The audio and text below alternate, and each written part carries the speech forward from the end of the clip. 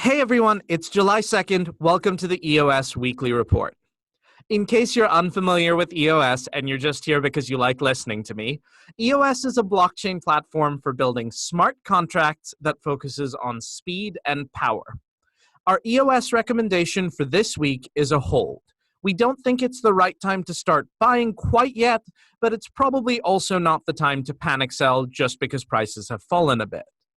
If you're new, we provide video overviews of our Goldlight research reports every weekday, Monday through Friday.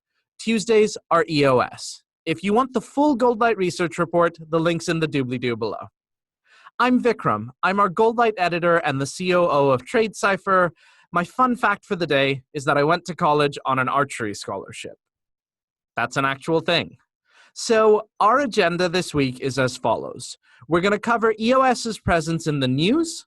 We're going to look at technical analysis and sentiment analysis. And as a special bonus for our viewers, we're going to do our last week in review.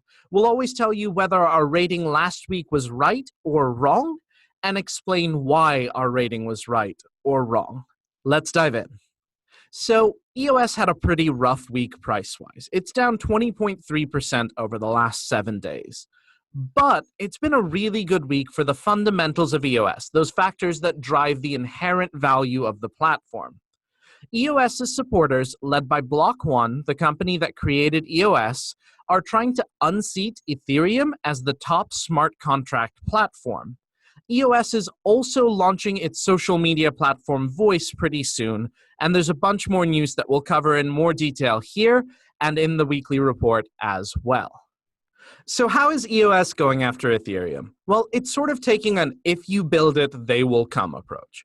Broadly speaking, they're making it much easier to develop apps on the EOS blockchain. Apps mean content, and it's kind of like how Netflix and Amazon compete for viewers by hyping up their next big content acquisition, whatever TV show or movie is currently in the news. Blockchains compete in a similar way. The more apps there are on a blockchain, the more good apps especially, the more people will use that blockchain. That's going to help token price because more people on the blockchain means more people transacting using its currency. And that means a higher demand for that currency. And of course, if there's more demand for EOS, then the price of EOS gets higher.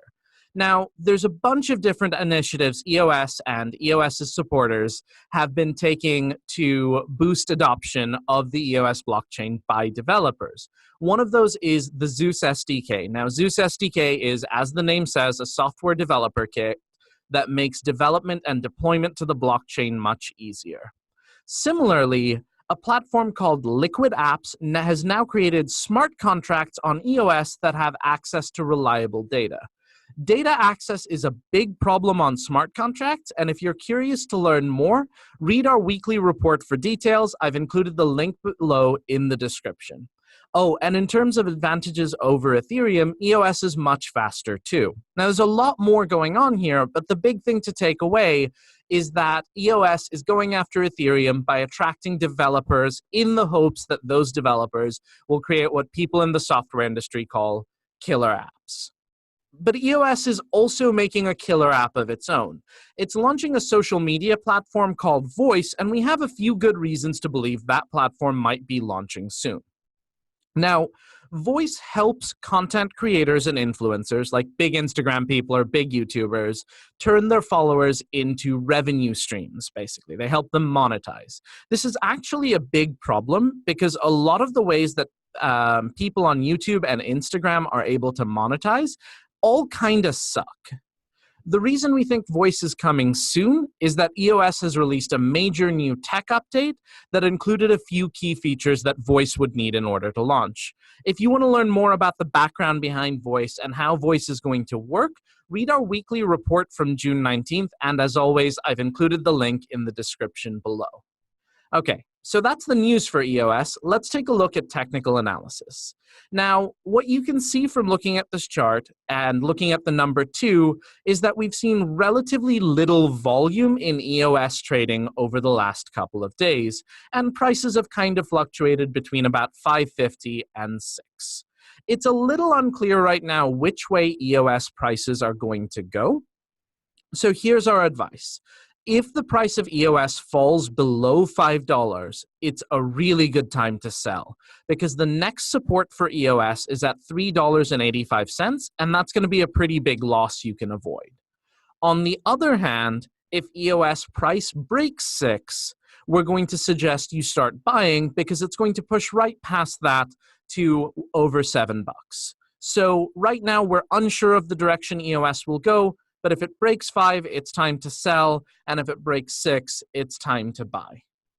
Unfortunately, sentiment doesn't give us any further clarity as to what's coming next. EOS is currently sort of in a quiet mode. We can see, looking at number 1 here, that sentiment has kind of just decreased over the course of this week. Now, one of the things we frequently say is buy the rumor, sell the news. That is to say, when no one's talking about a token, it's a good time to start accumulating that token. So what we want to do is we want to watch sentiment, and we want to try to buy when prices break 6, but before the news headlines about Voice and some of this other EOS news really hit. And if you're curious to learn more about the idea of buy the rumor, sell the news, we cover that idea in detail in last week's EOS report. As always, link below. So last thing we're going to talk about is our previous week in review. And our recommendation was buy EOS if you don't have any because you need to get some exposure on it, and hold if you do. And we were pretty wrong about this one. EOS prices fell from $7.30 on June 25th all the way to $5.82 at time of writing. So the reason we saw this happen is that right at the time we were looking at this graph, we saw that EOS had 2 strong levels of support, and it was resting on top the first of those, number 1. Unfortunately, market prices started falling as a whole and pushed EOS right through those levels of support. So that's what happened last week. We still think our recommendation for this week is a hold, however. Thank you, everyone, for watching our video. Goldlight Research is currently available for free as a preview until July 9th. If you sign up right now, you can get 35% off for 1 year. We've provided the link for that in the description. We'll be back tomorrow with our BTC and industry report. These are usually separate reports, but Thursday is the 4th of July here in the US, so we're going to combine it into one mega report. Have a great day.